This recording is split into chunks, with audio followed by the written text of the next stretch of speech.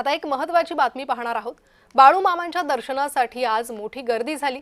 अमावस्येनिमित्त लाखो भाविकांनी दर्शनासाठी रांगा लावलेल्या आहे। तर बाळू मामांच्या दर्शनासाठी मोठ्या प्रमाणात सकाळपासूनच भाविक पोहोचलेले आहे। प्रचंड गर्दी सध्या मंदिर परिसरात झालेली आहे।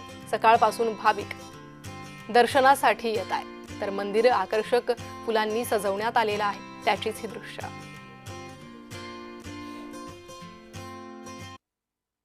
कर्नाटक, आंध्र प्रदेश आणि तमिळनाडूतील भाविकांचं श्रद्धास्थान असणाऱ्या बाळूमामा मंदिराच्या या ठिकाणी मी सध्या आहे। आज अमावस्या आहे आणि अमावस्येनिमित्त मोठ्या प्रमाणात गर्दी जी आहे ती या बाळूमामा मंदिरामध्ये असलेली पाहायला मिळते। 2 ते 3 दिवसांपूर्वीच या ठिकाणी मोठी भंडारा उत्सव जो आहे तो देखील पार पडलेला आहे आणि या भंडारा उत्सवामध्ये भाकणूक जी प्रथा आहे ती देखील पार पडलेली आहे। आपल्यासोबत बाळूमामा देवस्थानचे अध्यक्ष धैर्यशीलजी भोसले सर आहेत। सर, कशा प्रकारे हा उत्सव पार पडलेला आहे? भाकणूक देखील पार पडलेली आहे आणि आज अमावस्या आहे, मोठ्या प्रमाणात भाविकांची गर्दी या मंदिरामध्ये असते। कालच बाळूमामा सद्गुरू बाळूमामांचा भंडारा उत्सव संपन्न झाला।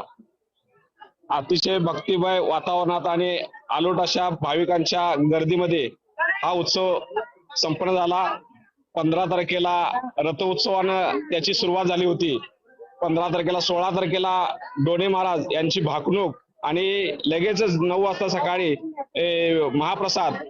आदमापूर या गावामध्ये बाळूमामा मंदिर आहे आणि या मंदिरामध्ये दर्शनासाठी महाराष्ट्रच नव्हे तर कर्नाटक असेल, आंध्र प्रदेश आणि तमिळनाडूतील भाविक मोठ्या संख्येने येत असतात। आज अमावस्या देखील आहे आणि भाविकांची मोठी रेलचेल या मंदिराच्या परिसरामध्ये पाहायला मिळते।